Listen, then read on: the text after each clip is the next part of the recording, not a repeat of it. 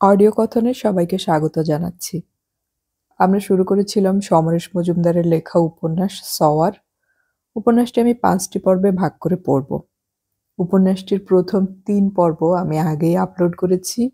Description বক্সে সেই ৩টি পর্বের লিংক আমি দিয়ে দিচ্ছি। আজকে আমি পড়ছি উপন্যাসটির ৪র্থ পর্ব।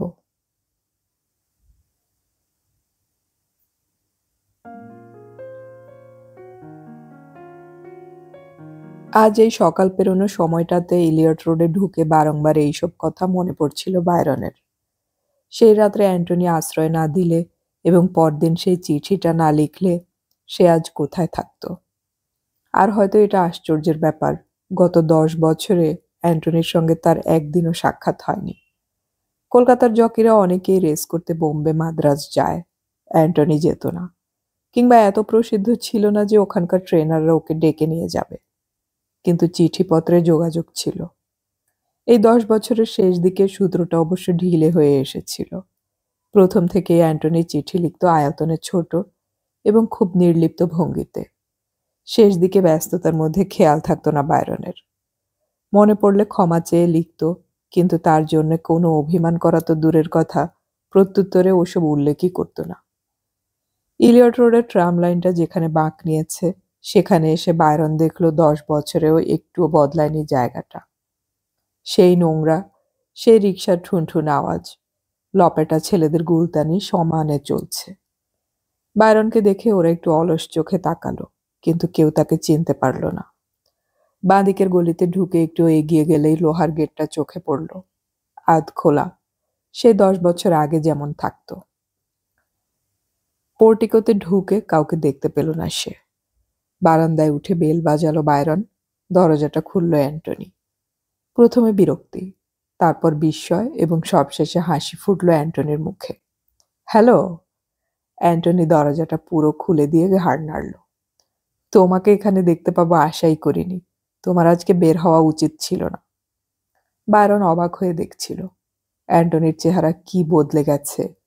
রোগা দড়ি পাকানো চেহারায় বয়স পাকা আসন পেতে বসেছে। শেষ কথাটা শুনে আহত হলো সে। দরজায় দাঁড়িয়ে জিজ্ঞেস করলো, কেন? কাল এবং পরশু দুটো বড় রেস করবে তুমি। এখন কোনো রিস্ক নেওয়া উচিত নয়। তোমার উপর অনেক মানুষ নির্ভর করছে। রিস্ক? সে তো ঘোড়ায় চেপেও অ্যাক্সিডেন্ট হতে পারে। পারে, তবু সতর্কতা ভালো। ভেতরে এসো। ঘরটার সর্বাঙ্গে দারিদ্র্য। সোফাগুলোকে ১০ বছরেও পাল্টানো না হওয়ায় আরো জীর্ণ দেখাচ্ছে। তার একটায় ওরা দুজনে বসল। বায়রন বুঝতে পারছিল না সে আশায় অ্যান্টনি খুশি হয়েছে কিনা। জিজ্ঞাসা করল, আপনি কেমন আছেন? কাঁধ ঝাঁকালো অ্যান্টনি, যার ২ রকমের মানে হয়। কাল পরশু আপনি রাইড করছেন না? করছি। পরশু বি ক্লাসের একটা ঘোড়ায় চড়ব। এরকম হলো কেন? আপনি তো একসময় কলকাতার সেরা জকিদের মধ্যে ছিলেন। কপালে আঙুল ছোঁয়ালো অ্যান্টনি। মানুষ এটাকে অস্বীকার করতে পারে না। তাছাড়া আমার বয়স হয়েছে। এত কম রাইডিং পেলে আপনার সংসার চলবে কি করে? প্রশ্নটা করতে দ্বিধা হচ্ছিল, কিন্তু না করেও পারল না সে। মুখ তুলল অ্যান্টনি। সত্যি বৃদ্ধ দেখাচ্ছে এখন। দুটো চোখ কিছুক্ষণ বায়রনের মুখের উপর রাখল। তারপর বলল, পৃথিবীতে কোনো কিছু কারো জন্য অপেক্ষা করে না বীরেন। আজ নোবডি ওয়ান্টস মি। আমাকে এটা মানতে হবে। সারা জীবন কেউ উইনার ঘোড়া চালায় না। মাঝে মাঝে তাকে আউট অফ ফ্রেম ঘোড়াও চালাতে হয়। আমি মেনে নিয়েছি। এসব কথা আমাকে জানাননি কেন? হেসে ফেলল অ্যান্টনি। জানলে তুমি কি করতে? প্রত্যেক মানুষকেও তার ভাগ্যের মুখোমুখি হতে হয়। এর জন্য আমার কোনো আফসোস নেই বীরেন। এককালে তুমি ঘোড়ায় চড়লে লোকে আর সেটাকে পছন্দ করতো না। এখন সেটা আমার ক্ষেত্রে হয়েছে। তার মানে এই নয় যে আমি ভালো চালাই না। ট্রেনাররা মনে করেন আমাকে উইনার ঘোড়া দেবেন না, তাই দেন না। That's all. কথাটা শেষ করে অ্যান্টনি উঠে দাঁড়ালো। তারপরে ইঙ্গিতে ওকে বসতে বলে ভেতরে চলে গেল। কিছুক্ষণ হলো ভেতর থেকে একটু উত্তেজিত কণ্ঠ ভেসে আসছিল। অ্যান্টনি সেটাকে থামিয়ে দেবার জন্য উঠে গেল। মেয়েলি কণ্ঠ। মিসেস অ্যান্টনিকে কোনোদিন ওই ভঙ্গিতে চিৎকার করতে শোনেনি সে। পায়ের শব্দ হতেই দরজার দিকে তাকালো বায়রন। Mrs Antony. বেশ মোটা হয়েছেন। স্কার্টের কাপড় বোধহয় কম হয়ে গেছে। মুখও স্ফীত, চুলে হেয়ার ড্রেসারের কায়দা। ও মাই গড, সে ছোট্ট বীরেন! ওফ, তুমি কত বড় হয়ে গেছো! আমরা তোমার জন্য খুব গর্বিত। সবাইকে বলি বায়রন সেন আমার, কিন্তু কেউ আমাকে বিশ্বাস করে না। মিসেস অ্যান্টনির শরীরটা নৃত্যের ছন্দে এগিয়ে এসে বায়রনের পাশে বসতেই সোফাটা আর্তনাদ করে উঠল।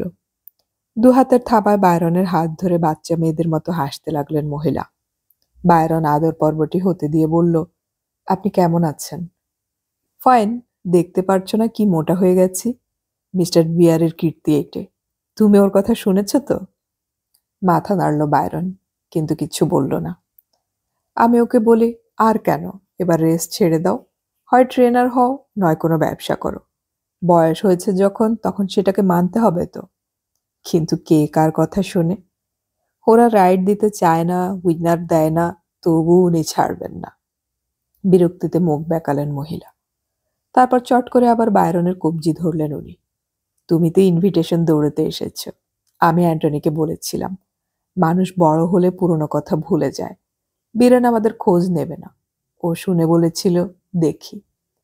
তুমি এসেছ আর আমার কথা মিথ্যে হলো, কিন্তু এত আনন্দ হচ্ছে যে কি বলবো। এবার বলো, তুমি কোন ঘোড়াটাকে জেতাবে বলে মনে করছো? শক্ত হয়ে গেল বায়রন। এখানেও একই কথা।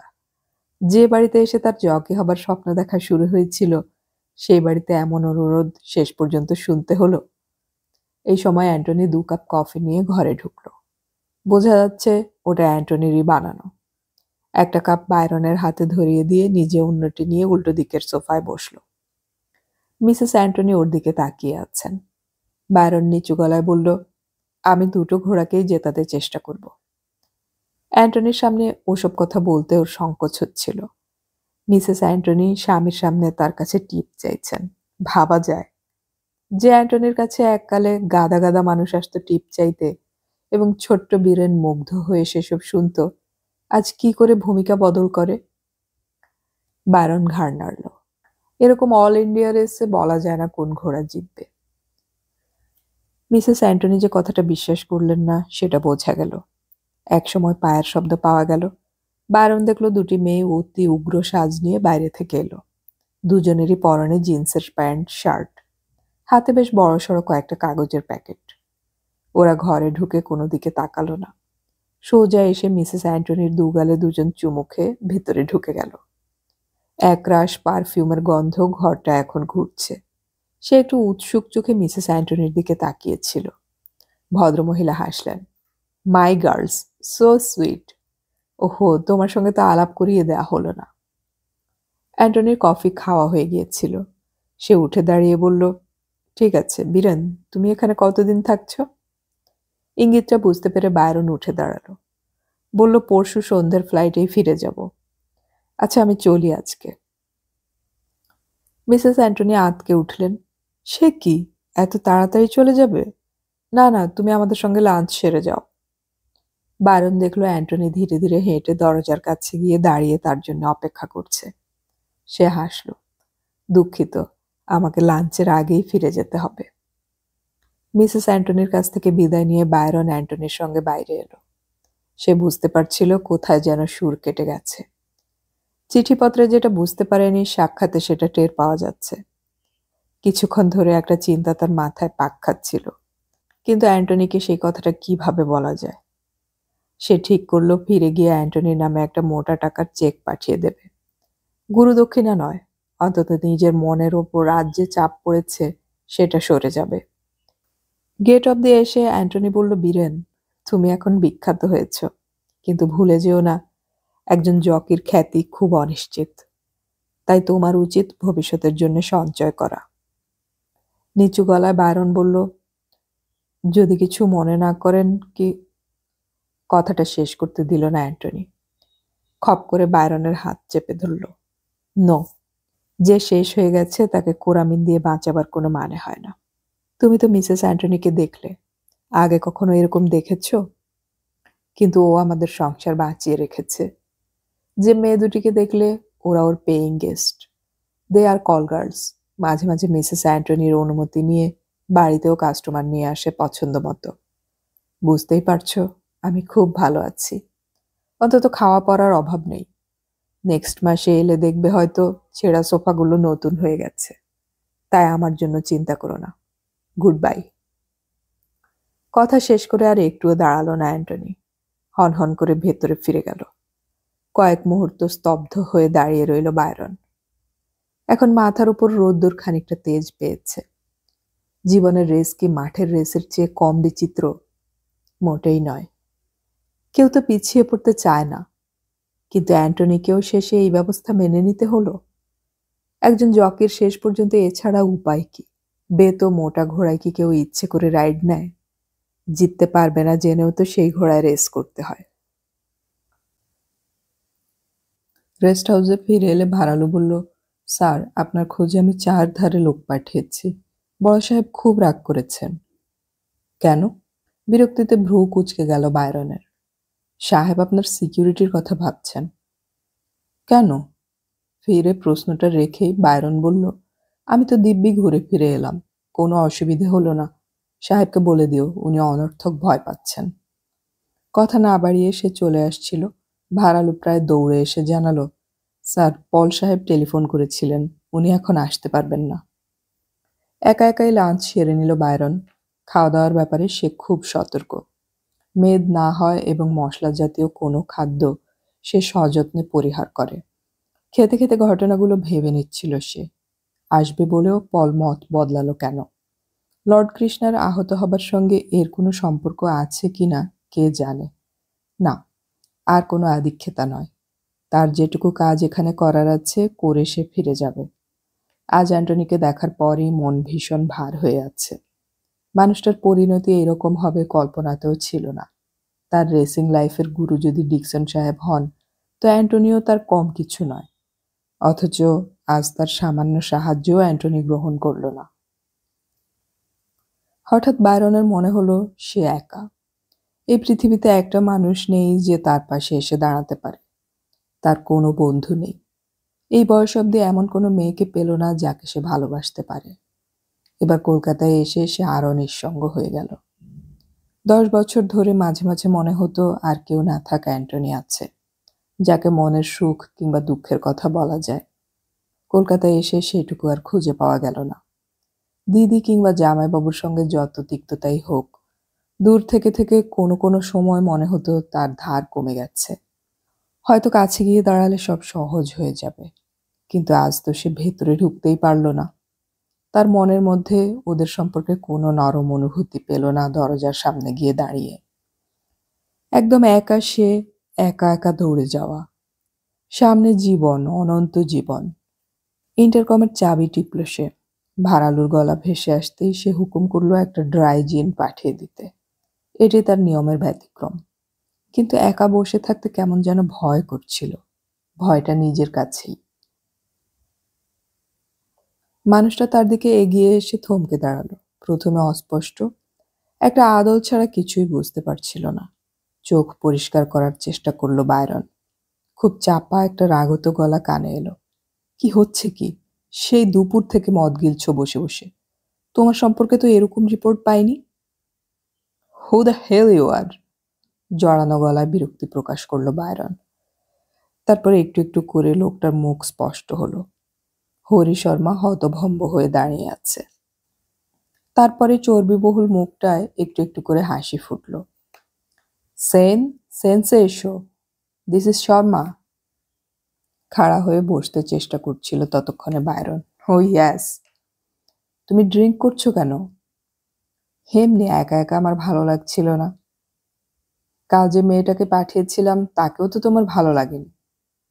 নো, সে আপনার ছেলের প্রেমিকা। Shut up. চিৎকারটা এত আকস্মিক এবং তীব্র যে মুহূর্তেই বায়রন চেতনায় ফিরে এলো। কিন্তু মুখের কথা বেরিয়ে এলে সে আর ফেরানো যায় না। কে তোমাকে এই কথা বলেছে? সেই মেয়েটা? মাথা নাড়ল বায়রন। হ্যাঁ। হঠাৎ ধপ করে সোফায় বসে পড়লেন হরি শর্মা। তারপর বিড়বিড় করে বললেন, উফ ভগবান। বায়রন তখন প্রায় চেতনায় ফিরে এসেছে। বলল, mister Sharma, take it easy. আমি আপনাকে আঘাত করতে কথাটা বলিনি। মেয়েটি সত্যিই আপনার ছেলেকে ভালোবাসে, কিন্তু তাতে আপনার ভয় পাওয়ার কোনো কারণ নেই, কারণ আপনার ছেলে ওকে শুধু ব্যবহার করছে। মেয়েটিকে সে কোনোদিনও বিয়ে করবে না। হরি শর্মা সহজ হবার চেষ্টা করছিলেন। আমি জানি, কিন্তু তুমি এত কথা জানলে কি করে? ওরা বলেছে। ওরা আর কি বলেছে? কেন? Tell me. আমি সেসব কথা বলতে বাধ্য নই। সেন, আমি তোমাকে হায়ার করে এনেছি, তুমি ভুলে যাচ্ছ। না, আপনি যা হুকুম করবেন তা আমি শুনতে বাধ্য, কিন্তু সেটা রাইডিং এর মধ্যে সীমাবদ্ধ থাকবে। দয়া করে ভুল বুঝবেন না। ওরা তোমাকে রেস সম্পর্কে কিছু বলেনি? বায়রন হরি শর্মার মুখ ভালো করে দেখল। খুব দ্রুত নেশা কেটে যাচ্ছে ওর। এই লোকটা তাহলে মোটেই নির্বোধ নয়। মাথা নাড়ল সে। হ্যাঁ। কি বলেছে? এসব কথা কেন জিজ্ঞেস করছেন? আমাকে যা করতে হবে তা বলুন। হরি শর্মা একটু নড়ে চড়ে বসলেন। আমি চাই ইনভিটেশন কাপ। তুমি আমাকে ওটা পাইয়ে দেবে বলেই এখানে এসেছো। এটা নিশ্চয়ই তুমি করবে। অবশ্যই। কিন্তু আপনি মিছিমিছি দুশ্চিন্তা করছেন। বায়রন, আমি হেল্পলেস। তুমি জানো না আমি কাউকে বিশ্বাস করতে পারি না। আমার চারপাশে একটাও মানুষ নেই যার উপর আমি নির্ভর করতে পারি। আমি বাঁচি কিংবা মরি, যাই হোক, কিন্তু এবারের ইনভিটেশন কাপ আমার চাই। কেন? যদি কিছু মনে না করেন জিজ্ঞাসা করছি। আমি বেশিদিন বাঁচব না সেন। অলরেডি আমার 2টো স্ট্রোক হয়ে গেছে। আমার স্ত্রী এবং ছেলে জানে আর একটা শক পেলেই হয়তো আমি শেষ হয়ে যাব। তখন এই শর্মা ইন্ডাস্ট্রিজের লক্ষ লক্ষ টাকা ওদের হাতে চলে যাবে। আমি কাউকে বিশ্বাস করি না। তুমি আমাকে বিট্রে করো না সেন। হরি শর্মার গলা জড়িয়ে এলো। উঠে দাঁড়াতে গিয়ে পা টলল। একটু সামলে নিয়ে বায়রন বলল, mister Sharma, I will try my best. কিন্তু আপনি জানেন, রেস জীবনের মতো আনসার্টেন ব্যাপার। তবু আই প্রমিস। একটু একটু করে হরি শর্মা নিজের চেহারায় ফিরে যাচ্ছিলেন। এবার উঠে দাঁড়ালেন তিনি। তুমি আর ড্রিঙ্ক করো না, আমি চলি। কিন্তু আপনি কেন এসেছিলেন বললেন না? ও হ্যাঁ, শোনো, তুমি এরকম হুটহাট বাইরে বেরিয়ে যেও না। যে কেউ এখন তোমাকে 2 দিন ইলোপ করে রাখতে পারে। ব্যাস, তাহলেই হয়ে গেল আমার। যদি তুমি একা থাকতে রাজি না হও তাহলে অন্য কাউকে পাঠিয়ে দিতে পারি, কিন্তু কখনো বাইরে একা যাবে না। আপনি অনর্থক ভয় পাচ্ছেন। না, আমার কাছে খবর আছে। লর্ড কৃষ্ণা দুর্ঘটনায় পড়েনি, তাকে দুর্ঘটনায় ফেলা হয়েছে। যাক, আশা করি তুমি এই অনুরোধ রাখবে। কাউকে পাঠিয়ে দেব? ধন্যবাদ, আমি একা থাকতে চাই এখন। আরেকটা কথা, তোমার সঙ্গে দেখা করতে আসতে পারে পল, শ্যাম অথবা লীনা। শেষ নামটি উচ্চারণ করার সময় একটু দ্বিধাগ্রস্ত দেখালো শর্মাকে। ওদের সঙ্গে সবসময় কথা বলবে এই ঘরে, মনে থাকে যেন। হরি শর্মা আর কথা না বলে বেরিয়ে গেলেন ঘর থেকে। হঠাৎ লোকটাকে ঔরঙ্গজেবের মতো মনে হলো বায়রনের। চারধারে ষড়যন্ত্র চলছে। বৃদ্ধ বয়সে সব বুঝেও উনি না বোঝার ভান করে আছেন, এবং সবশেষ কথায় বোঝা গেল উনি স্ত্রীর ভূমিকা সম্পর্কে সচেতন আছেন। কিন্তু ওদের নিয়ে এই ঘরে বসতে বলে গেলেন মিস্টার শর্মা। এই ঘরে কথা বললে তার কি সুবিধে হবে? নেশা কেটে যাচ্ছিল, কিন্তু ঝিমুনি আসছিল বায়রনের। অদ্ভুত অবসাদ এখন শরীরে। এই ঘরে কি আছে? চারপাশে তাকাতে লাগলো বায়রন। এখানে কি লুকোনো কোনো অস্ত্র আছে যা দিয়ে শর্মার সব কথা শুনতে পারেন? তাহলে তো গত রাতে ডলি নাজিরের কথাবার্তাও তার জানা হয়ে গেছে। নাকি ওটাকে আজ তার অনুপস্থিতিতে লাগানো হয়েছে? কিন্তু আর এ নিয়ে ভাবতে ইচ্ছা করছিল না। এখন একটু ঘুম দরকার। বায়রন বিছানায় শুয়ে পড়ল। আহ, কি আরাম! বালিশে মুখ গুজে সে ওই আরামটাকে সমস্ত শরীর দিয়ে গ্রহণ করছিল। একটু একটু করে একসময় ঘুমের গভীরে হারিয়ে গেল বায়রন। ঠিক সেই সময় বিছানার পাশে কোকিল ডেকে উঠল। টেলিফোনটা একটানা বেজে যাচ্ছিল। বায়রনের হাতটা একবার কেঁপে উঠলেও সে 1 ইঞ্চিও নড়ল না। যে টেলিফোন করছিল তার ধৈর্য অবশ্য বেশিক্ষণ ছিল না। বি ক্লাসের দৌড়ে অ্যান্টনি কিছু সুবিধা করতে পারল না। বায়রন রেসের বইটা উল্টে দেখছিল। এই সিজনে ঘোড়াটা 7 বার দৌড়েছে, কোনোবারই ফ্রেমে আসেনি। পরপর 2 দিনের রেসিং ফিক্সচার বেরিয়েছে। অ্যান্টনির মাত্র ওই একটি রাইডিং। টোটালাইজার বোর্ডের দর উঠেছে 50 টাকার। অর্থাৎ ঘোড়াটা তো বটেই, জকি হিসেবে অ্যান্টনির কোনো সুনাম নেই এখনকার পান্টার্সদের কাছে। একটু আগে অ্যান্টনি যখন ঘোড়াটার পিঠে চড়ে স্টার্টিং পয়েন্টের দিকে গেল, তখন ওকে খুব অসহায় দেখাচ্ছিল।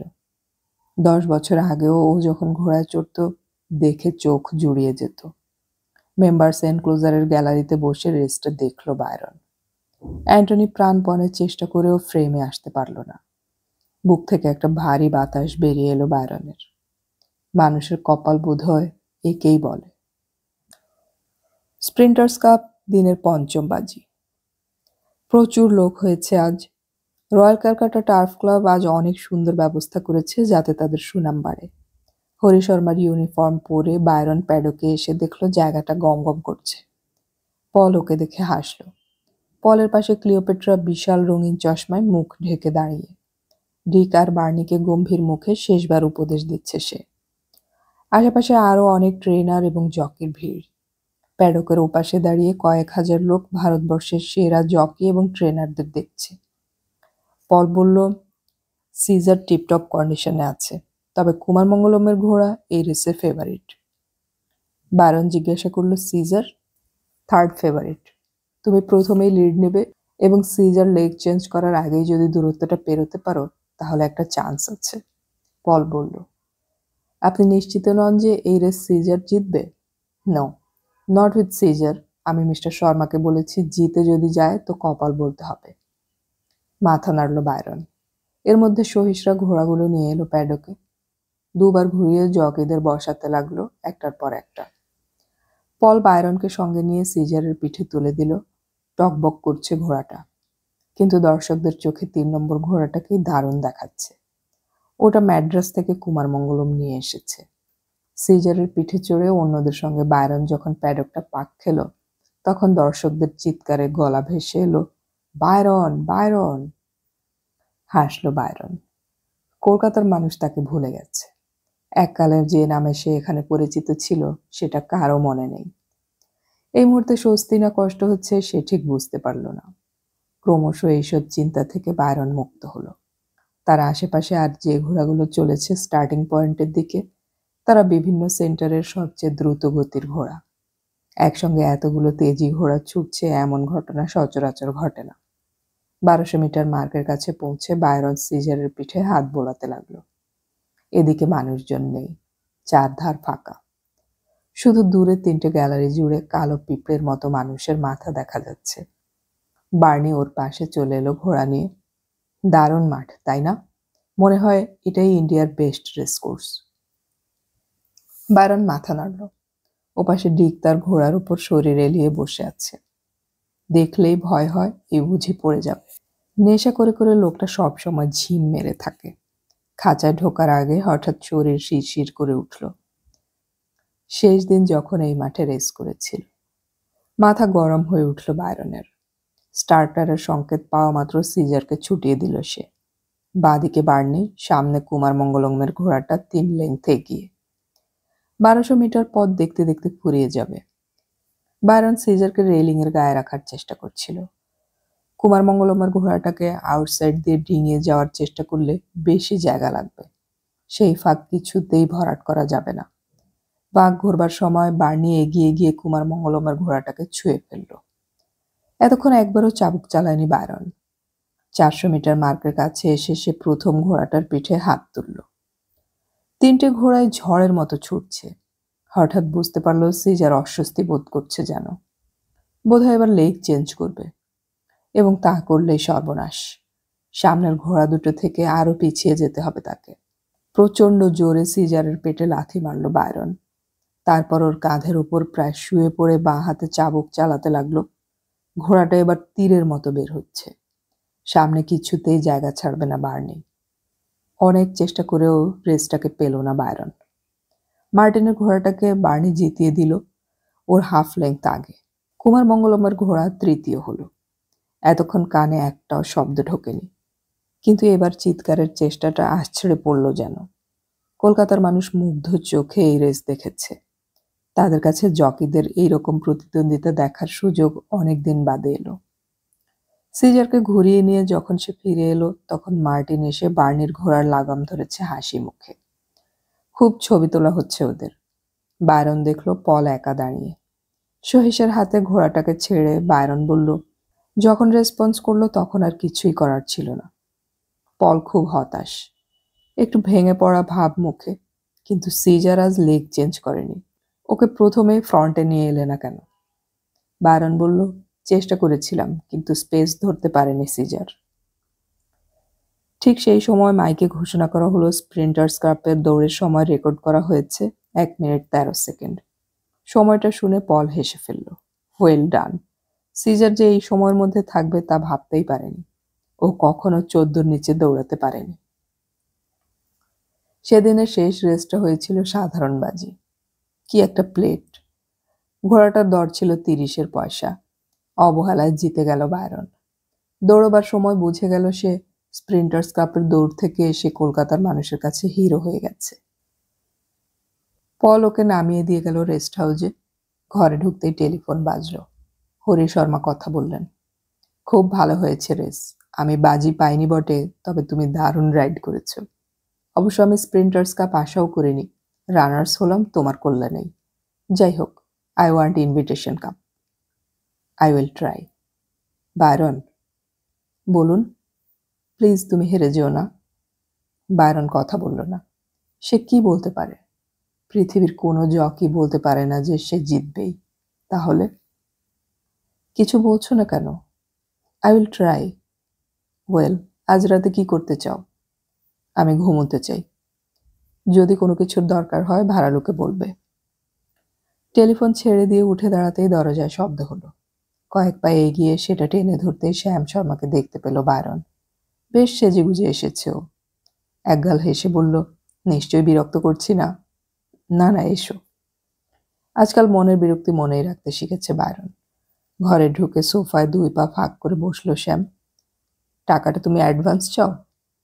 কিসের? উফ, তুমি ছেলে মানুষ নও। জুপিটারকে রেস্টটা ছেড়ে দেবে তুমি। লর্ড কৃষ্ণা আউট হয়ে যাওয়ার পর মার্টিনের ঘোড়া দি সানের কোনো চান্স নেই। ওই ডাইনি যতই বলুক সে কথা আমি বিশ্বাস করি না।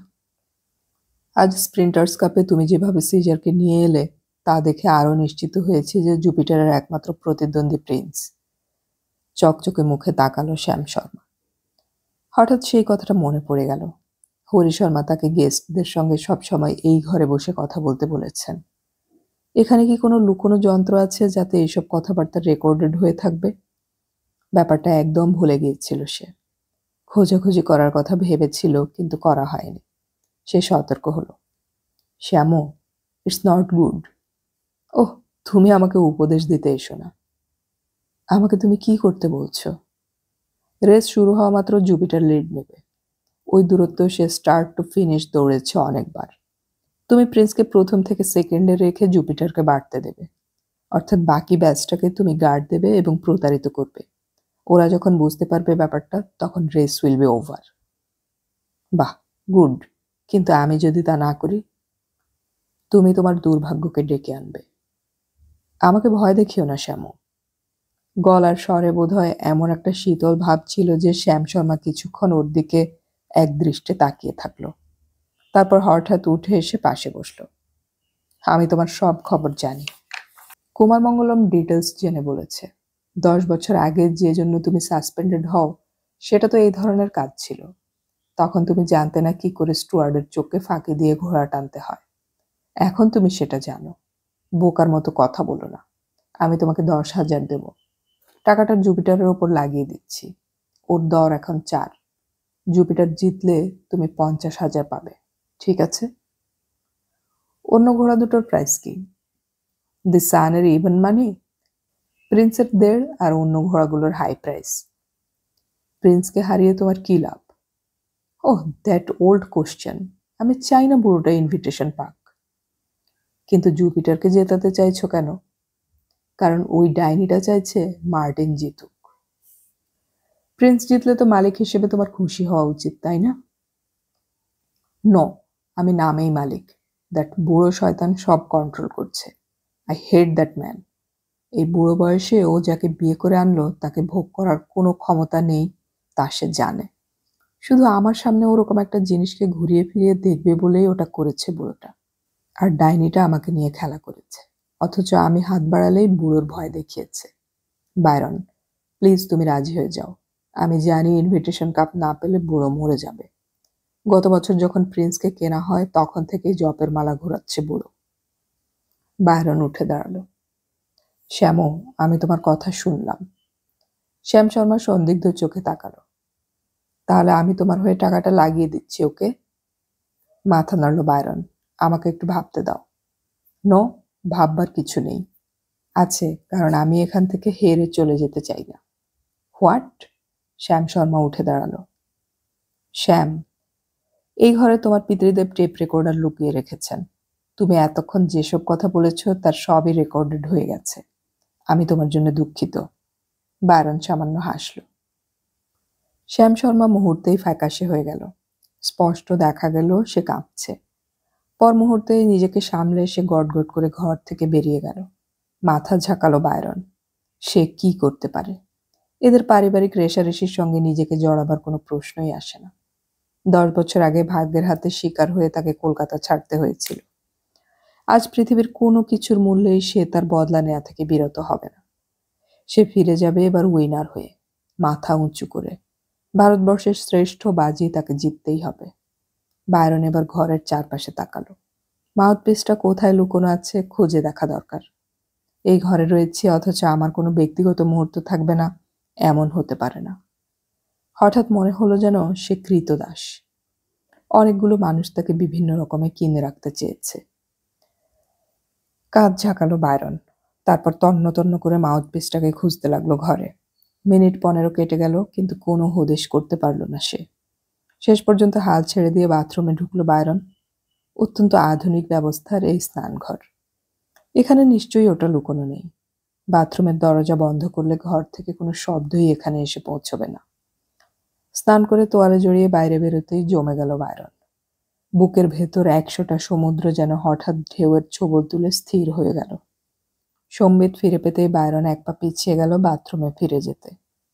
সঙ্গে সঙ্গে সেই খসখসে গলাটা শিরশিরানি তুলল। লজ্জা পাওয়ার কোনো কারণ নেই, আপনি স্বচ্ছন্দ হতে পারেন। কিন্তু ততক্ষণে আবার আড়ালে ফিরে গিয়েছে বায়রন।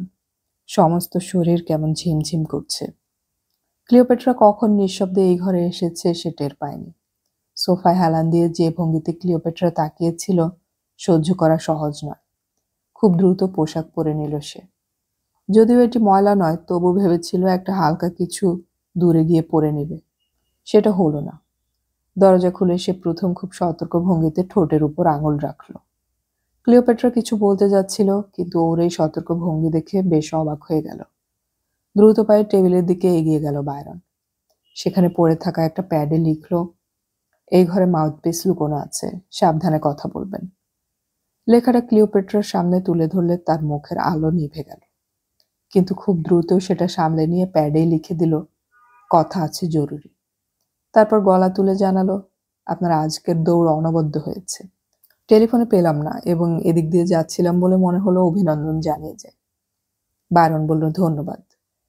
কিন্তু ক্লিওপেট্রার 5টা আঙ্গুল যে সদ্য লেখা কাগজটাকে প্যাড থেকে ছিঁড়ে গোল্লা পাকিয়ে ফেলেছে তাও ওর নজর এড়ালো না। ক্লিওপেট্রা জিজ্ঞাসা করল, আপনার এখানে কোনো অসুবিধে হচ্ছে না তো মিস্টার বায়রন? শর্মা এত ব্যস্ত থাকে যে সবসময় খেয়াল করতে পারে না। না না, আমার কোনো অসুবিধে হচ্ছে না। আমি খুব আরামে আছি, এ নিয়ে আপনারা মোটেই চিন্তা করবেন না। কথাগুলো বলবার সময় এক ধরনের ঠান্ডা স্রোত বইছিল দুজনের মধ্যে। ওরা কেউ কাউকে এই সংলাপগুলো বলছে না। ঘরের ভিতর লুকিয়ে রাখা মাউথপিসটার উদ্দেশ্যেই এগুলো বলা। কিন্তু এরকম কথা কতক্ষণ বলা যায়? বায়রনের কথা শেষ হওয়া মাত্র ক্লিওপেট্রা ঘর ছেড়ে চলে গেল। এই যাওয়াটা বেশ অদ্ভুত ধরনের। মুখের একটা রেখাও নড়ল না। চোখ এই রাতেও রঙিন কাচের আড়ালে। তাই সেখানে কি খেলা চলছে বোঝার উপায় নেই। কিন্তু যে অসাধারণ নিষ্পৃহতায় ক্লিওপেট্রা ঘর ছেড়ে উঠে গেল তা আয়ত্ত করা সহজ নয়, এবং এর জন্য বায়রন প্রস্তুত ছিল না। সম্বিত ফিরে আসতে ও আয়নার দিকে তাকালো। চুল ভিজে এবং এখন অবিন্যস্ত থাকায় ওর চেহারাটা অদ্ভুত দেখাচ্ছে। দ্রুত নিজেকে সাজিয়ে নিল বায়রন। তারপর দরজা খুলে হল ঘরে পা রাখল। সেখানে মৃদু আলো জ্বলছে। বাইরের বারান্দায় আসতেই ভাড়ালুকে দেখতে পেল বায়রন। ওকে দেখে দ্রুত এগিয়ে এসে নমস্কার করে ভাড়ালু জানালো, স্যার মেম সাহেব গাড়িতে আছেন। ও, বায়রন একটু ইতস্তত করল। পল এলে বলে দেব স্যার। আপনি তো আজ বড় সাহেবের বাড়িতে ডিনার করবেন। ভাড়ালুর কথায় অবাক হয়ে গেল বায়রন। এই কথা তো হরি শর্মা বলেনি তাকে। ভাড়ালু জানলো কি করে? কিন্তু নিজের বিস্ময় গোপন রেখে সে মাথা নেড়ে গাড়ির দিকে এগিয়ে গেল।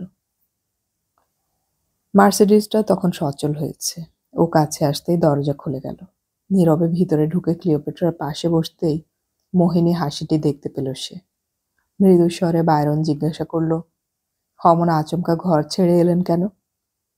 ওভাবে কথা বলা যায় না। কিন্তু আমি যে বাইরে আসবো তা আপনি জানলেন কি করে? আমি জানি। কথাটা বলার সময় গলার স্বরে এমন মায়া জড়ানো যে বায়রনের মনে হলো সে মরে যাবে। কোনো রকমে সে বলল, আপনার জানা ভুল হলেও তো হতে পারত। ক্লিওপেট্রা মাথার চুলে বিলি কেটে বলল, হয় না। শুনলাম মিস্টার শর্মা আমাকে ডিনারে নেমন্তন্ন করেছেন। এছাড়া আপনাকে বের করার কোনো উপায় ছিল না। তার মানে? ভয় পাওয়ার কিছু নেই। মিস্টার শর্মার হয়ে আমি আপনাকে নিমন্ত্রণ করছি। দয়া করে কি আপনি তা গ্রহণ করবেন? কথা বলবার ভঙ্গিতে এমন একটা কৌতুক ছিল যে ওরা দুজনেই একসঙ্গে হেসে উঠল। বাকি পথটা কেউ কোনো কথা বলল না। ক্লিওপেট্রা জানালায় চোখ রেখে উদাস ভঙ্গিতে বসেছিল। বায়রনের মনে হচ্ছিল কোন একটা দুশ্চিন্তা ওকে বিব্রত করছে। সে কি কথা বলবে বুঝতে না পেরে নিজেকে গুটিয়ে নিল। কিন্তু তার চোখ দুটোকে সে কিছুতেই সরাতে পারছিল না। সত্যি অপূর্ব সুন্দরী মহিলা। হরি শর্মার পছন্দ আছে। এখন এই অলস ভঙ্গিতে বসে থাকার সময়ে ওর ভারী বুকের মাখন রঙা ডিম দুটোকে কেমন মায়াময় দেখাচ্ছে। সরু কোমর, গভীর নাভি, দুটো উরু যেমনভাবে পরস্পরকে জড়িয়ে রেখেছে তা দেখে সমস্ত শরীরে জ্বলুনি শুরু হয়ে গেল বায়রনের। এই প্রথম কোনো মহিলাকে দেখে তার ভেতরে ভেতরে এমন ভূকম্পন হয়ে যাচ্ছে। বিরাট একটা অ্যাপার্টমেন্ট হাউসের সামনে এসে গাড়িটা থামল। বাড়িটার নাম সমুদ্র। মিস্টার শর্মার মতো মানুষ যে আর 5টা লোকের সঙ্গে এরকম একটা বাড়িতে থাকবেন আশা করেনি বায়রন। যদিও জায়গাটা খুব সাহেবি অঞ্চল এবং অনুমানে বোঝা যাচ্ছে যে এইসব অ্যাপার্টমেন্টের দাম প্রচুর, তবুও বায়রন অন্যরকম আশা করেছিল।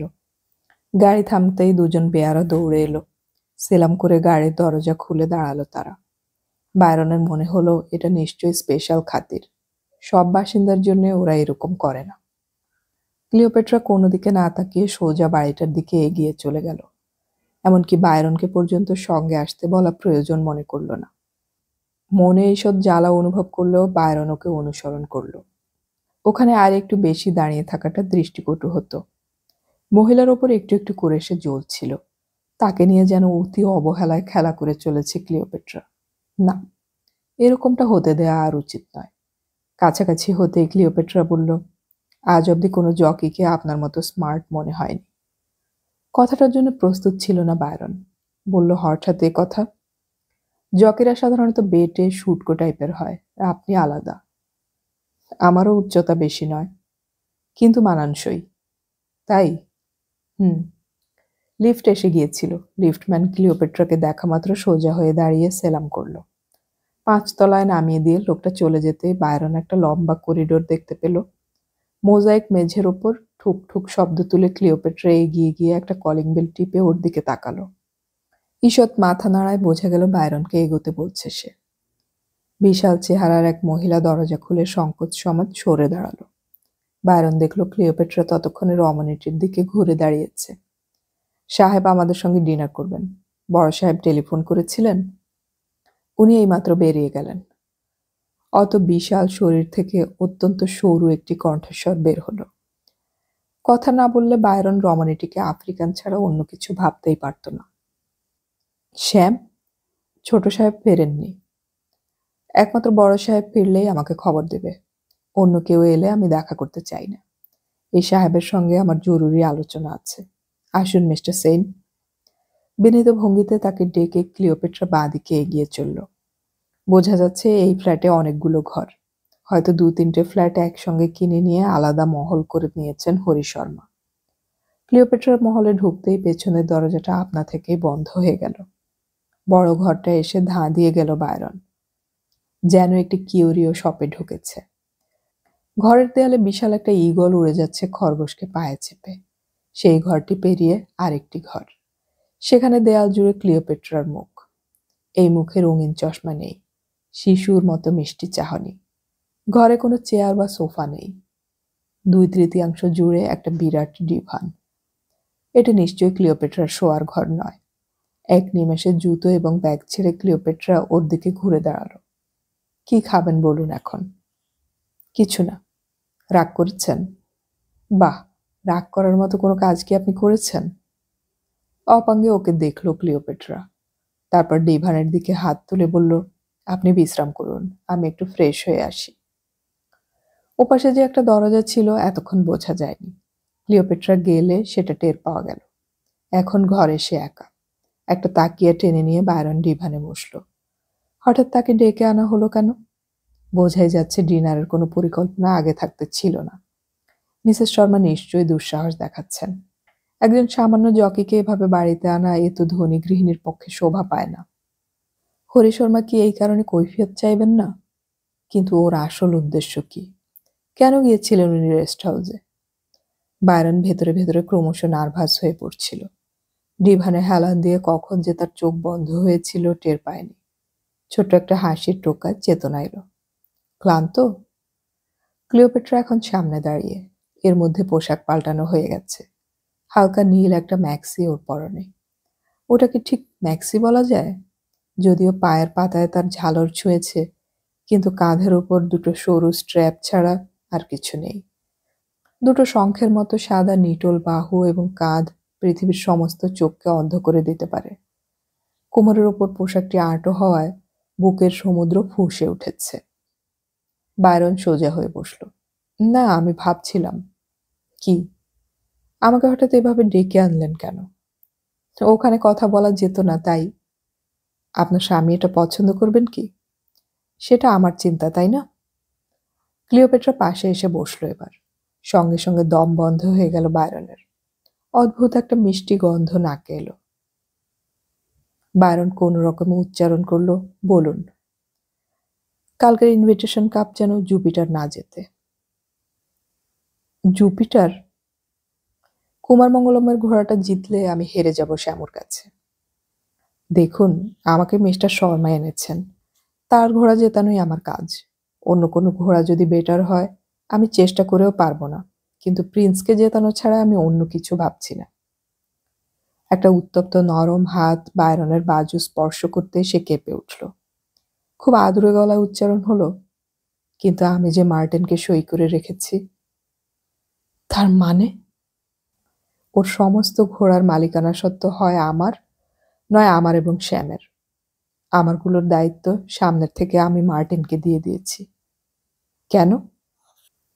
মার্টিন ভারতবর্ষের শ্রেষ্ঠ হর্স ট্রেনার। তাতে কি হয়েছে? ক্লিওপেট্রা 5 আঙ্গুল তার ডান হাতের 5 আঙ্গুলকে জড়িয়ে ধরল সাপের মতন। ফিসফিস গলায় বলে উঠল ক্লিওপেট্রা, আমি ওকে বাঁচাতে চাই। কাকে? আমার স্বামীকে। ওকে শ্যাম মেরে ফেলতে চায়। হাজার বোঝালেও হরি এই ঘোড়ার জগৎ থেকে সরে যাবে না। শ্যাম সেটি চাইছে। হাঁটুর বয়সীও, সম্পর্কে আমার ছেলে, কিন্তু আমার কাছ থেকেও অন্য কিছু আশা করে। এতদিন অনেক ভুলিয়ে চলেছি, কিন্তু এখন আর মুখোমুখি না হয়ে উপায় নেই। আমি হরির সমস্ত ঘোড়া মার্টিনকে দিয়ে দিতে চাই। ও ব্যাঙ্গালোরে ঘোড়াগুলোকে দৌড় করাক। মার্টিন ইচ্ছে করলে ভারতবর্ষের সব বাজি আমাদের এনে দিতে পারে। হরি যা চাইছে তাই হবে। তাহলে শুধু শ্যাম সরে যাবে মঞ্চ থেকে। সেন, তুমি হয়তো সেদিন আমাদের ঘোড়াগুলোকে চালাবে, তাই না? আমি? এই কথা জানলেন কি করে? আমি সব জানি। যেমন জানি এয়ারপোর্টে আমাকে দেখা মাত্র তোমার চোখে কি দৃষ্টি এসেছিল। বলো, জানি না? এক বিরাট ঢেউ যেন আচমকা উঠে এসে ছো মেরে তাকে তুলে নিয়ে গেল। নিজের পায়ের শিকড় এত দ্রুত আলগা হয়ে গেল যে সে কখন ক্লিওপেট্রার সরু কোমর 2 হাতে জড়িয়ে বুকের পাঁজরে ওকে মিশিয়ে নিতে চেয়েছে তা টের পায়নি। ক্লিওপেট্রার ঠোঁট থেকে নিঃশ্বাসটা বেরিয়ে আসতেই সেই ঢেউ ঝড় হয়ে গেল। দুটো ঠোঁটের সব স্বাদ আকণ্ঠ গ্রহণ করতে করতে সে সম্বিতে এলো। ক্লিওপেট্রার ২ হাতের তীক্ষ্ণ নখ ততক্ষণে ওর পিঠে অদ্ভুত যন্ত্রণা মেশানো সুখ দিচ্ছে। শিরায় শিরায় রক্ত দুলছে। ক্লিওপেট্রার স্তন এখন স্ফীত হয়ে উপচে পড়ছে। বায়রন মুখ নামালো। সঙ্গে সঙ্গে পিঠের ওপর বসে যাওয়া নখ শিথিল হয়ে গেল। কয়েক মুহূর্ত মাত্র। হঠাৎ এক ঝটকায় নিজেকে সরিয়ে নিয়ে গেল ক্লিওপেট্রা। এরকম কাণ্ডের জন্য একটুও প্রস্তুত ছিল না বায়রন। অবাক চোখে সে মুখ তুলল। ক্লিওপেট্রা ততক্ষণে পোশাক ঠিক করে নিয়েছে। বাঁ হাতে চুল গোছাতে গোছাতে বলল, তুমি ভীষণ দুষ্টু। কথাটা বলার মধ্যে এমন একটা মাদকতা ছিল যে বায়রন আবার মাতাল হলো। সে ২ হাত বাড়িয়ে ডাকলো ক্লিওপেট্রাকে। এক চুলও নড়ল না ক্লিওপেট্রা। তেমনি দাঁড়িয়ে ঈষৎ ঘাড় বেঁকিয়ে বলল, না, তুমি আমাকে কথা দাওনি। কি কথা? নিজের গলার স্বর নিজের কাছেই অচেনা লাগছিল বায়রনের।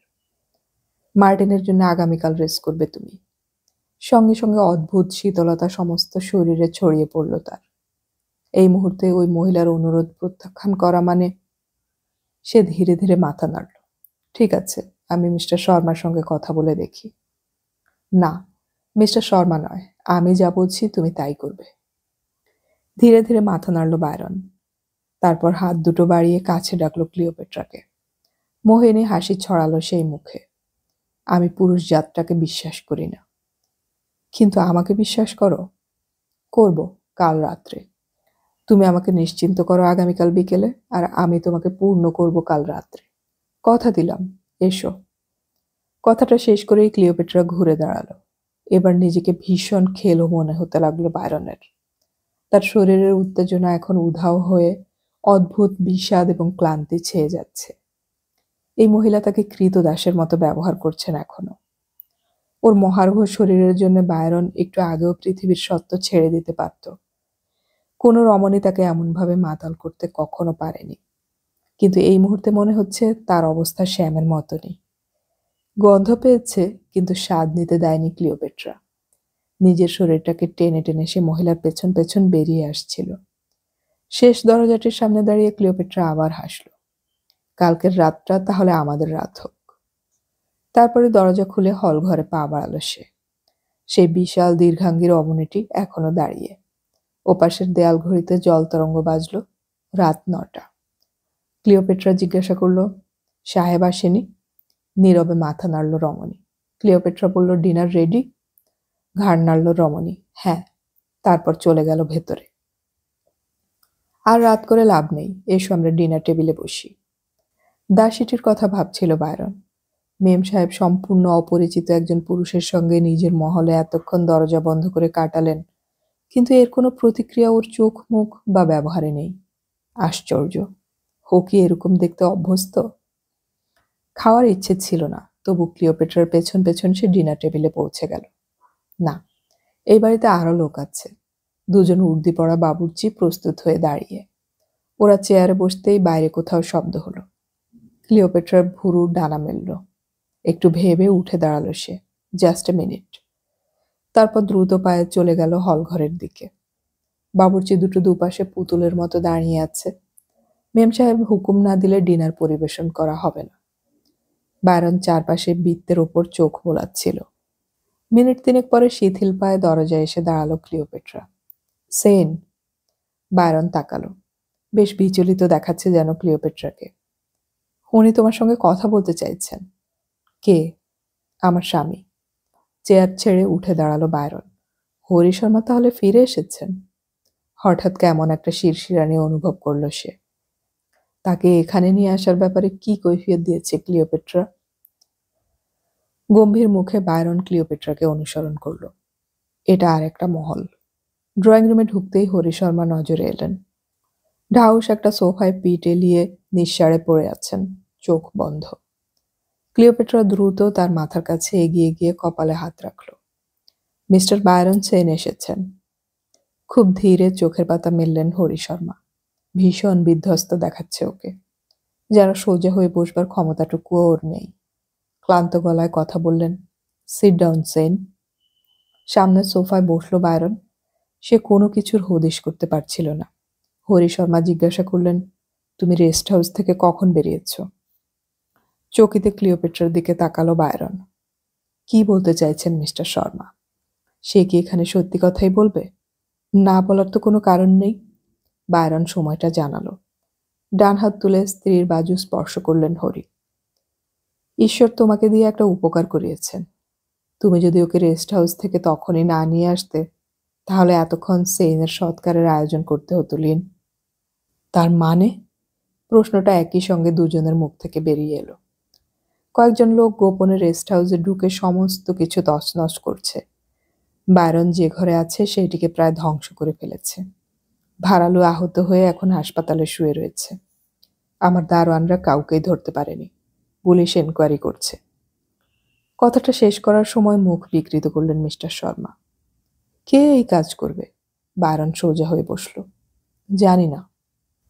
সঙ্গে সঙ্গে সন্ধেবেলা দেখা শ্যাম শর্মার মুখ মনে পড়ে গেল বায়রনের। শ্যাম তাকে শাসিয়ে গিয়েছিল, কিন্তু ব্যাপারটা যে সত্যি এতদূর গড়াবে সে চিন্তাও করেনি। ক্লিওপেট্রা বলল, যারা লর্ড কৃষ্ণাকে আহত করিয়েছে তারাই রেস্ট হাউসে এসেছিল। আমরা শুধু অনুমানই করতে পারি, তাই না? হরি শর্মা বললেন। হ্যাঁ, কিন্তু জুপিটারকে কিছুতেই রেস জিততে দিব না। জুপিটার শব্দটা উচ্চারণ করার সময় অসহায়ভাবে হাত নাড়লেন শর্মা। তারপর বললেন, সেন, তোমার জিনিসপত্র আমি হোটেল হিন্দুস্তানে পাঠিয়ে দিয়েছি। সমস্ত সিকিউরিটির ব্যবস্থা করেছি। তুমি এখান থেকে হোটেলে ফিরে যাবে। মাথা নাড়ল বায়রন। তারপর উঠে দাঁড়ালো। হরি শর্মা হাত তুললেন। যেও না, না খেয়ে চলে যাবেই বা কেন? তাছাড়া তোমার সঙ্গে আমার জরুরি কথা আছে। বায়রন আবার বসল। হরি শর্মাকে সত্যিই বিধ্বস্ত দেখাচ্ছে। মনে হচ্ছে তীব্র ঝড় বয়ে গেছে ওর উপর দিয়ে। একবার স্ত্রীর দিকে তাকালেন তিনি। ক্লিওপেট্রার মুখ পাথরের মতন স্থির। হরি শর্মা বললেন, আমি তোমাকে বাধ্য হয়ে একটা হুকুম করতে চাই। তুমি নিশ্চয়ই বুঝবে এটা করতে আমার বুক ফেটে যাচ্ছে, কিন্তু তা না করে আমার উপায় নেই। কাল ইনভিটেশন কাপে প্রিন্স জিতুক, এখন আর এটা আমি চাই না। ঘরে বাজ পড়লে এতখানি চমকে উঠত না। বায়রন হাঁ করে গেল। একই কথা শুনছে সে। এত উৎসাহ দেখিয়ে তাকে যে ঘোড়া জিতাতে নিয়ে আসা হলো, প্রতি মুহূর্তে হরি শর্মা যার জেতার সঙ্গে নিজের স্বপ্নকে জড়িয়েছে, সেই ঘোড়াকেই না জেতাতে বলছেন তিনি। শ্যাম শর্মা কিংবা ক্লিওপেট্রা যা চাইছে তার সঙ্গে হাত মেলালেন ভদ্রলোক। বায়রনের ইচ্ছে করছিল চিৎকার করে প্রতিবাদ করে, কিন্তু হরি শর্মা কথা বললেন। আমি জানি তুমি আমার মতনই আপসেট হবে। আমি পলকেও এই সিদ্ধান্তের কথা জানাইনি। তোমাকে আনবার ব্যাপারে পলের উপদেশ ছিল। তোমার অতীত ঘেটে পল বলেছিল কোনো কিছুর মূল্যেই তুমি ইনভিটেশন জেতার সম্মান হারাবে না। আমরা তোমাকে বিশ্বাস করেছিলাম, কিন্তু সেই আমি এখন তোমাকে বলছি, এবার ভুলে যাও সেন। সামনের বার আমার ঘোড়া ইনভিটেশন জিতবে এবং আই প্রমিস তুমি সেই ঘোড়া চালাবে। সামনের বছর? ফ্যাঁসে গলায় বলল বায়রন। হ্যাঁ, মার্টিনের স্টেবলে। আমি কিছুই বুঝতে পারছি না মিস্টার শর্মা, আপনি কি বলছেন? সত্যি কথাটা হলো, this year I am not going for the invitation. কেন? বায়রন, আমার চারপাশে ষড়যন্ত্র। সবাই আমার কাছ থেকে কেড়ে নিতে চায়। আজ বিকেলে মার্টিন বলল সে সন্দেহ করেছে লর্ড কৃষ্ণার আহত হবার পেছনে অন্তর্ঘাত আছে এবং সে মরিয়া। এখান থেকে সম্মান নিয়ে এসে ফিরবে। সোজাসুজি আমার সাহায্য চাইল মার্টিন। বলল লর্ড কৃষ্ণা থাকলে তার কোনো চিন্তাই ছিল না। সে সামনের বছর আমার সব ঘোড়ার দায়িত্ব নিয়ে অল ইন্ডিয়া রেসিংয়ে আমাকে চ্যাম্পিয়ন করে দিতে পারে একটা শর্তেই, এবং সেটা হলো ওর ঘোড়া যদি সানকে জিততে সাহায্য করে। না হলে ওর পক্ষে আমার ঘোড়া নেওয়া সম্ভব নয়। আমি জানি মার্টিন আমাকে ব্ল্যাকমেল করছে। প্রথমে আমি রাজি হইনি, কিন্তু রেস্ট হাউসের খবরটা শোনার পর আমার মনে হলো মার্টিনের সঙ্গে শত্রুতা করে লাভ নেই। এবছর ওকে ছেড়ে দিলে সামনের বছর আমি 10 গুণ ফিরে পাব। আপনি পাবেন এমন নিশ্চিত হচ্ছেন কি করে? রেস তো অনিশ্চিত। জানি।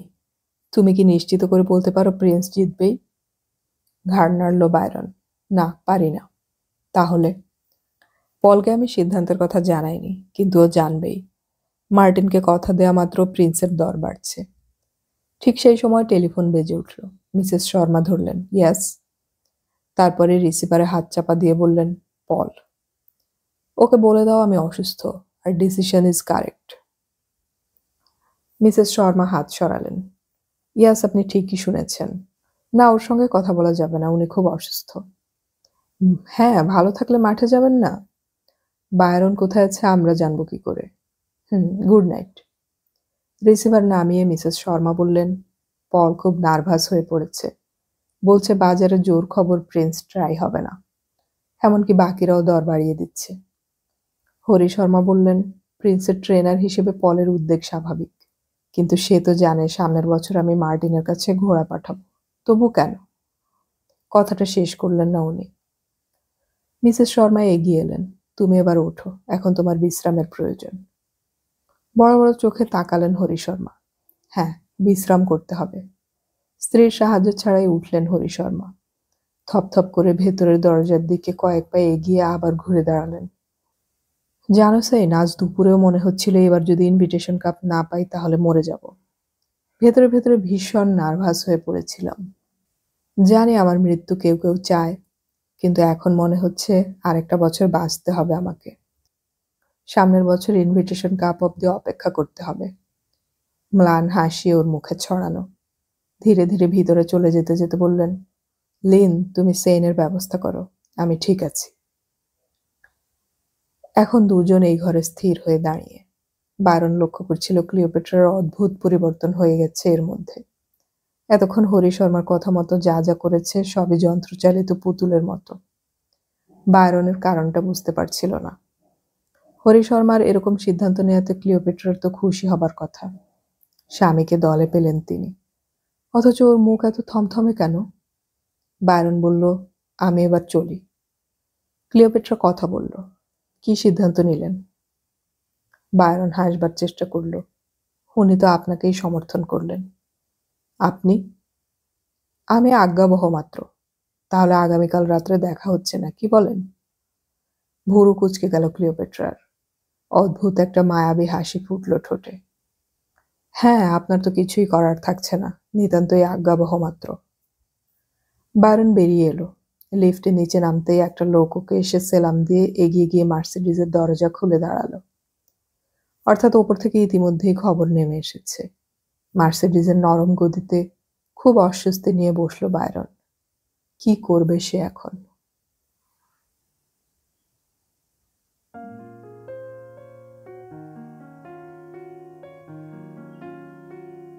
এতক্ষণ আমি পড়ে শোনালাম সমরেশ মজুমদারের উপন্যাস সওয়ার এর ৪র্থ পর্ব। উপন্যাসটির শেষ পর্ব আমরা খুব শীঘ্রই আপলোড করার চেষ্টা করব, শোনার আমন্ত্রণ রইল। অডিও কথনে আমাদের গল্প পাঠ ভালো লাগলে চ্যানেলটি সাবস্ক্রাইব করে রাখুন এবং বন্ধুদেরকে শেয়ার করুন। আমাদের গল্প পাঠ আপনাদের কেমন লাগছে তা কমেন্টে অবশ্যই জানাবেন। আপনাদের কোনো গল্প পাঠের অনুরোধ থাকলেও সেটা কমেন্টে জানাতে পারেন। গল্প পড়ি, গল্প শুনি, বাংলা গল্প ছড়িয়ে পড়ুক সবখানে।